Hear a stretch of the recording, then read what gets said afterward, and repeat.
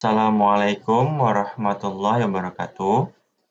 Jadi, dalam video kali ini akan dipraktekkan mengolah data menggunakan software Smart PLS. Jadi ini contoh kasusnya itu data keuangan ya. Contoh kasusnya data keuangan, judulnya itu pengaruh GCG dan ukuran perusahaan terhadap kinerja keuangan. Jadi, hipotesis yang diuji itu GCG berpengaruh signifikan terhadap kinerja keuangan. Itu yang pertama. Hipotesis yang kedua yang kita uji, ukuran perusahaan berpengaruh signifikan terhadap kinerja keuangan. Nah, di sini nanti di contoh kasusnya ada satu indikator GCG yang nggak valid. Pokoknya kasusnya keren dah, seperti itu. Nanti saya mau kasih tahu uji signifikansi di Smart PLS, nilai p-value-nya itu berubah-ubah setiap kali di run. Ini memang sudah bawaan software-nya seperti itu, jadi nggak ada masalah. Nanti akan saya tunjukkan di akhir video. Nah, sekarang kita lihat dari gambar ini ya. Untuk variabel GCG ini, dia memiliki dua indikator. Pertama itu proporsi Dewan Komisaris Independen. Yang kedua itu jumlah direksi. Jadi ini bisa kita lihat, GCG ini dia punya dua indikator, jumlah direksi sama PDKI, proporsi Dewan Komisaris Independen. Jadi seperti itu. Nah, kalau kinerja keuangan itu juga memiliki dua indikator, yakni ROA dan ROE, seperti itu. Nah, tapi kalau untuk ukuran perusahaan, ini indikatornya cuma satu, ya si ukuran perusahaan itu sendiri, seperti itu ya. Jadi ukuran perusahaan ini dia hanya dirinya sendiri indikatornya. Tapi kalau GCG dia menggunakan dua indikator, seperti itu. Ya, jadi inilah dia contoh kasusnya. Nah, kemudian datanya seperti ini. Jadi ini GCG, ya. Ini proporsi Dewan Komisaris Independen, ini jumlah direksi. Ini untuk data GCG-nya seperti ini. Ini untuk data ukuran perusahaannya. Datanya ini ya ada 110 baris ya. Kemudian untuk kinerja keuangan itu nih datanya. Oke. Nah, sekarang kita coba praktek menggunakan Smart PLS. Bentar ya.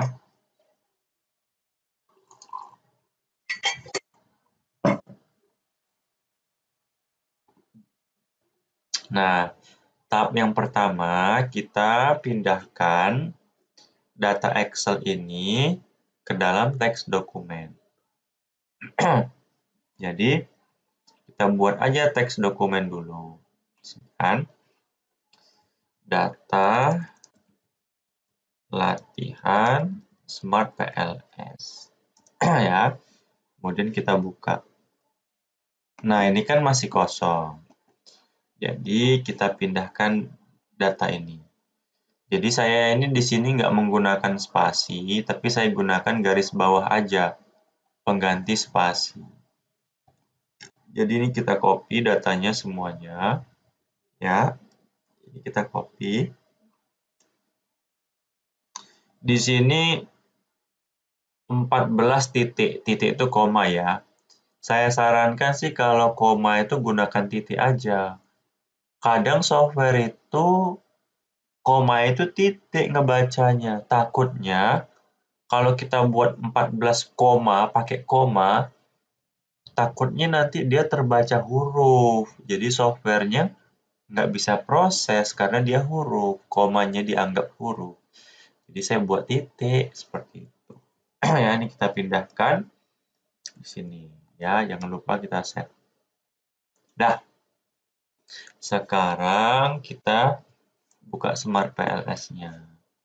Nah, seperti ini nih tampilan Smart PLS-nya. Kita buat aja project barunya di sini. Ya. Misalkan kita buat 2022 September, sekarang tanggal 29. Ya. Data keuangan. Nah, seperti itu ya. Nah, kemudian setelah ini kita pilih OK. Nah, sekarang ini kan double klik to import data. Kita import datanya. Tadi kita simpan di bulan September ya, di sini. Di mana ya? Nah, ini dia data latihan Smart PLS. Ya. Kita pilih OK. Nah, ini datanya udah terbaca nih. Nah, ini kan ada PDKI datanya nih. Ada jumlah direksi, ukuran perusahaan, ROA sama ROI. Profile nih ya, indikator. Oke. Nah, sekarang kita kembali ke sini, gambar yang ini nih, kita gambar modelnya. Kita pilih latent variabel 1, 2, 3. Di sini namanya GCG. Di sini namanya ukuran perusahaan. Kemudian di sini namanya kinerja keuangan. Ya, kinerja. Gitu ya. Kemudian kita pilih oke. Kita pindahin nih indikatornya 2 ini, kita geser ke sini. Jadi GCG ini dia mewakili atau mencerminkan 2 indikator ini. Ukuran perusahaan dia sendiri aja sih. ROA sama ROE-nya di sini. Ya. Nah, kita bisa geser ke kanan. Sekarang kita tarik panahnya, pilih connect, kita hubungkan. Oke, kalau sudah biru artinya, ini kan bulatannya biru, artinya kita sudah berhasil untuk menggambar modelnya. Seperti itu. Ya, seperti ini gambarnya. Jadi, tahapan dalam Smart PLS itu di video ini saya buat terbagi 2 pengujian ya. Yang pertama itu pengujian outer model. Ini mencakup validitas dan reliabilitas. Yang kedua itu pengujian inner model. Ini ya kayak uji hipotesis lah, yang tadi itu uji hipotesis. Seperti itu. Nah, uji validitas ini, kalau di uji validitas ini itu ada apa namanya? Ada uji validitas nilai loading, faktor, kemudian uji validitas nilai average variance ekstra atau uji validitas AV. Kalau uji reliabilitas, ini ada uji reliabilitas ya Cronbach alpha. Nah, Cronbach alpha dan uji reliabilitas composite reliability. Sebenarnya ada lagi nih uji validitas satu lagi di sini, dan uji validitas diskriminan. Ada 3 dia yang dilihat nanti ya. Nah, kalau sudah lolos pengujian validitas dan reliabilitas, kita masuk pengujian hipotesis. Dan kita di sini melihat nilai namanya p-values. Nah, ini dia. Seperti itu. Nah, sekarang kita mau cek validitas sama reliabilitasnya. Caranya gimana? Bentar ya.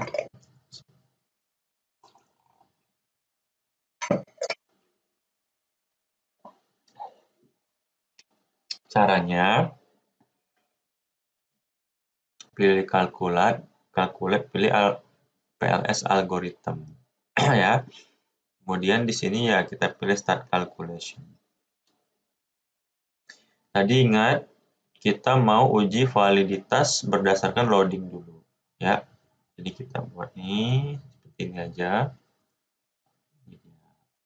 Nah, ini dikatakan valid jika nilai loading faktor itu lebih besar dari 0,7. Nah, ini dia. Ya. Tuh. Kita lihat di sini nilai loadingnya nih. Ini kan outer loading. Ya, nama lainnya outer loading. Kita lihat di sini kalau hijau itu nilai loading. Ini nilai loading namanya. Atau outer loading. Atau loading factor. Itu nilainya yang hijau tuh di atas 0,7, makanya hijau. Tapi kalau yang merah ini dia di bawah 0,7, seperti itu. Jadi bisa kita lihat indikator mana yang nggak valid, seperti itu ya. Kita lihat sih jumlah direksinya nggak valid, karena nilai loadingnya itu di bawah 0,7, warnanya merah. Makanya di sini kan ada interpretasinya. Jadi karena dia nggak valid, ya ini kan nggak valid, di bawah 0,7 maka dieliminasi. Jadi gambarnya berubah sekarang. Jadi kita hapus yang jumlah direksi. Kita delete. Nah, ini dia. Nah, setelah kita delete, kita uji lagi validitas sama reliabilitasnya di sini. Kita lihat apakah sudah valid. Nah, setelah dieliminasi ya, proporsi kinerjanya tadi kan, yang kita hapus tadi itu jumlah direksi ya, jumlah direksinya. Setelah dihapus, jumlah direksinya jadi valid semua. Udah di atas 0,7. Oke, berarti yang ini udah lolos. Sudah lolos. Ya. Tadi ada satu indikator yang dieliminasi atau dihapus. Tadi namanya jumlah direksi. Oke. Sekarang uji validitas berdasarkan AV. Ini dikatakan valid jika nilai AV itu di atas 0,5 ya. AV-nya bisa dilihat dari ini construct reliability and validity. Nah, inilah AV. Kita lihat aja AV-nya hijau semua, ada di atas 0,5. Berarti validitas AV-nya sudah terpenuhi. Sudah lolos validitas AV. Jadi ada banyak versi sih validitasnya. Kemudian kita ini dilangkau dulu aja.